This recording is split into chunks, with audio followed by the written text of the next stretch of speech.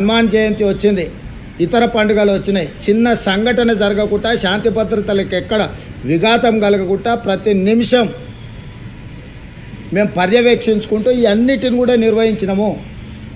ఎన్నికల్లో చిన్న చెదురుమదురు సంఘటన జరగకుండా తెలంగాణలో ఎన్నికల్లో నిర్వహించినాము. అదే ఆంధ్రప్రదేశ్లో 40-50 మంది అధికారులను తొలగించాల్సిన పరిస్థితి వచ్చింది.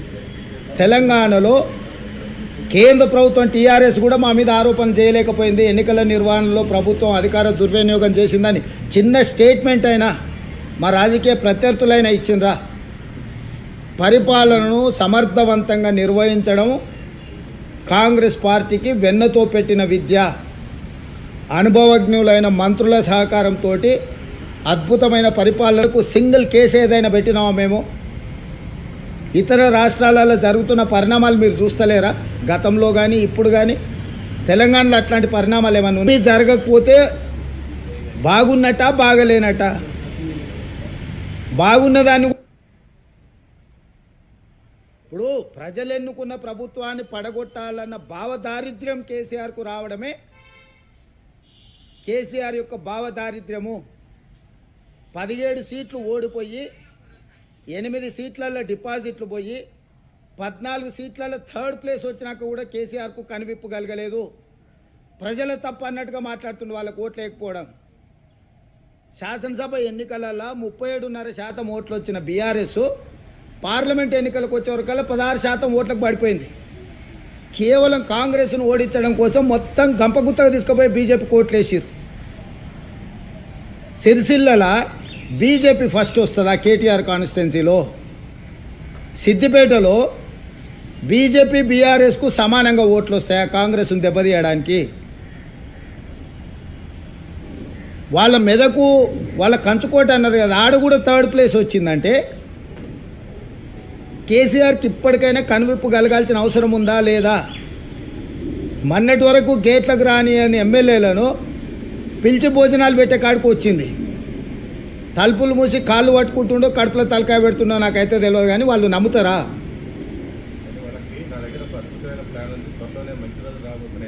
గదే గిది పోయి మోడీ కాళ్ళు పట్టుకుంటాం, కడుపులో జోరుతాం, కాళ్ళ సందులో దూరుతాం, ఈ ప్రభుత్వాన్ని పడగొడతాం. ఇదే కదా ఈ పనికిమాలిన ఆలోచనలే కదా.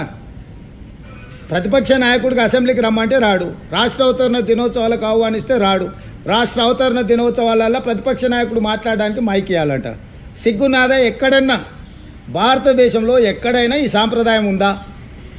కనీసం రాష్ట్ర అవతరణ దినోత్సవాలకు 10 ఏళ్ళు మమ్మల్ని ఎప్పుడైనా పిలువనైనా పిలిచిండా? మేము ప్రత్యేకంగా ప్రభుత్వం తరఫున 10 ఏళ్ళు ముఖ్యమంత్రిగా పనిచేసిండు. ఈరోజు ప్రధాన ప్రతిపక్ష నాయకుడు సముచితమైన గౌరవం ఇద్దామని చెప్పి ప్రభుత్వం నుంచి అధికారికంగా మేము ఆహ్వాన పత్రిక పంపించినాం.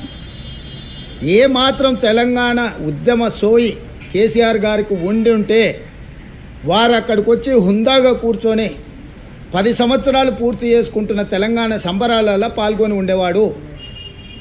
తెలంగాణ సంబరాలలో పాల్గొననోడు, ప్రజలు ఎన్నుకున్న తెలంగాణ ప్రభుత్వాన్ని కూలదోయాలనుకునేటోడు ఏ రకంగా ఆయన తెలంగాణ బాగా కోరుకుంటుండు?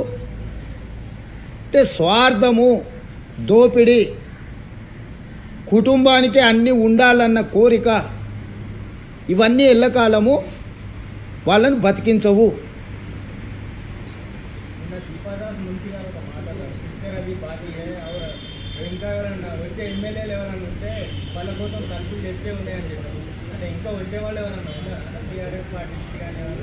మీకెట్లా చెప్తాం?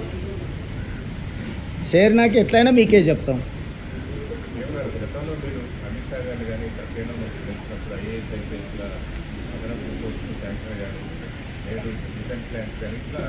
కేంద్రం త్వరితగతిన రాష్ట్ర ప్రభుత్వం చేస్తున్న చెప్తున్నారు. మళ్ళీ గత 4 రోజులుగా నా గడ్కరీ గారు కూడా మీకు చాలా గంట నష్టం ఇచ్చారు.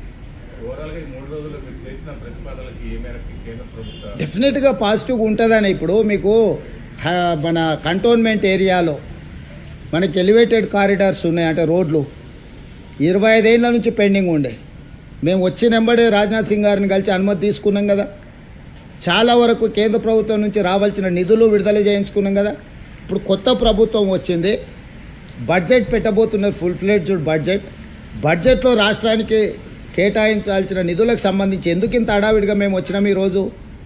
తెలంగాణ రాష్ట్రం నుంచి అన్ని శాఖలకు సంబంధించిన మంత్రులం ఢిల్లీకి వచ్చినామంటే తొందరలో కేంద్ర ప్రభుత్వము బడ్జెట్ పెట్టబోతుంది. మనం ప్రతిపాదనలు ఇస్తే మనకు నిధుల కేటాయింపు కోసం బడ్జెట్లో నిధులు కేటాయించే అవకాశం ఉంటుంది. కాబట్టి అందరు కేంద్ర మంత్రులను కలిసి విజ్ఞాపన పత్రాలు ఇచ్చినాం. తొందరలోనే ప్రధానమంత్రి గారిని, హోంమంత్రి గారిని కూడా కలుస్తాం. రాష్ట్రం యొక్క హక్కులను కాపాడడానికి కేంద్ర రాష్ట్ర ప్రభుత్వాల మధ్యలో ఒక సత్సంబంధాలను కొనసాగించాలని మా ప్రభుత్వం అనుకుంటుంది. రాజకీయాలు ఎన్నికలు వచ్చినప్పుడు కాంగ్రెస్ పక్షాన్ని ఎట్లా కొట్లాడాలో ఆ విధంగా కొట్లాడతాం. మన ఎన్నికలలో చూసిండ్రు కదా. సో ఇప్పుడు పరిపాలన చేసే సమయం. అందుకే ఈరోజు మేము రేపు బడ్జెట్లో మన రాష్ట్రానికి అత్యధికంగా నిధులు ఇవ్వాలనే ప్రతిపాదన తీసుకొచ్చి ఈరోజు ఆ ప్రయత్నం చేస్తున్నాము. ఇటీవల కాలంలో మీరు ఆంధ్రప్రదేశ్ పునర్విభజన చట్టానికి సంబంధించి కూడా సమస్యలు భావిస్తున్నారు. రెండు రాష్ట్రాల మధ్య సంబంధించినటువంటి సమస్యల విభేదాలకు కానీ పెండింగ్ పరిష్కారానికి రాబోయే రోజుల్లో ఎట్లా ప్రవర్తించబోతున్నారు? రెండు రాష్ట్ర ప్రభుత్వాల మధ్య గతంలో స్టార్టింగ్లో 2014 ప్రారంభంలో ఒక 2-3 సార్లు మాత్రమే చర్చలేదు. మళ్ళీ ఇప్పుడు ఆ డైలాగ్ ప్రాసెస్ పునఃప్రారంభమయ్యే అవకాశం ఉందా? రెండు రాష్ట్రాల మధ్య ఏ రకంగా ముందుకెళ్ళి డెఫినెట్గా మా మంత్రివర్గంలో కూడా చర్చించడం. తొందరలోనే మంత్రివర్గం ఒక ఉపసంఘాన్ని ఏర్పాటు చేసుకొని పునర్విభజన చట్టంలో కేంద్రం నుంచి రాబట్టుకోవాల్సిన అనుమతులు కానీ, నిధులు కానీ, పక్క రాష్ట్రంతో సమస్యల పరిష్కారం కోసం చర్చలు కానీ, వీటన్నిటినీ ఇది నిరంతర ప్రక్రియ. మా ప్రభుత్వానికి ఎలాంటి భేషజాలు లేవు. నాడు జగన్మోహన్ రెడ్డి గారు ముఖ్యమంత్రి ఉన్నప్పుడు ఆంధ్రప్రదేశ్ భవన్ సమస్యను పరిష్కరించుకున్న మేము వస్తానే. నేడు చంద్రబాబు నాయుడు గారు ఉన్న వారు పక్క రాష్ట్ర ముఖ్యమంత్రి, వీలైనంత వరకు సానుకూలంగా ఉన్న సమస్యలు పరిష్కరించుకుంటాం. ఇంకేమైనా మిగిలితే అపిలేట్ అథారిటీ గవర్నమెంట్ ఆఫ్ ఇండియాలో కూడా పరిష్కారం కాకపోతే కోర్టులు ఉండనే ఉన్నాయి. సో వివిధ వేదికలను ఇరు రాష్ట్రాల సమస్యల్ని పరిష్కరించడానికి పక్క రాష్ట్రం అభివృద్ధి చెందితే మేము అసూయ పడేది లేదు. మా రాష్ట్ర అభివృద్ధి కోసం మేము అలసత్వం ప్రదర్శించేది లేదు. మా రాష్ట్రం యొక్క అభివృద్ధి కోసం నిరంతరం పనిచేస్తాం. నేను మొన్న చెప్పినా, నేడు చెప్తున్నా, రోజుకు 18 గంటలు మేము కష్టపడతాము. తెలంగాణ పునర్నిర్మాణాన్ని చేస్తాము. తెలంగాణకు ఒక మంచి రోల్ మోడల్ స్టేట్గా తీర్చిదిద్దుతాము. దానికోసం మేము నిరంతరం పనిచేస్తాం. ఇంకా చేయాలి. ఇప్పుడైతే ప్రాపర్టీ ఆస్తి పాపకాలు జరిగిపోయినాయి. ఇక ఇప్పుడు మొన్నటి వరకు ఎన్నికలు ఉన్నాయి. ఇప్పుడు నిర్మాణాలు ఎట్లా, నిర్వహణ ఎట్లా, ఏ విధంగా ముందుకెళ్లాలనేది చర్చించి నిర్ణయం తీసుకుంటాం. 18 గంటల పనిచేస్తుంది అనేదాన్ని కూడా విమర్శలు చేస్తాం. చేసుకొని ఎవని ఇష్టం వాంది. ఎవడొద్దంటాడు? ఎవడన్నా తల కిందికి పెట్టి చేతుల మీద నడుస్తా అన్నాడు అనుకో, నేనేం చేస్తా? కొడుకని పిచ్చి ఉందనుకో, ఓడన అంగిప్పుకొని తిరుగుతా అన్నాడు అనుకో, అంగిప్పుకొని తిరిగితే మంచిది కాదురా, తొడుకొని తిరుగు అంటాం. లేదు ఇట్లా అంటే పోరా నీ కర్మ అంటాం. 18 గంటలు నా రాష్ట్రం కోసం పనిచేస్తా అంటే ఎవరికి ఏడో నొప్పి.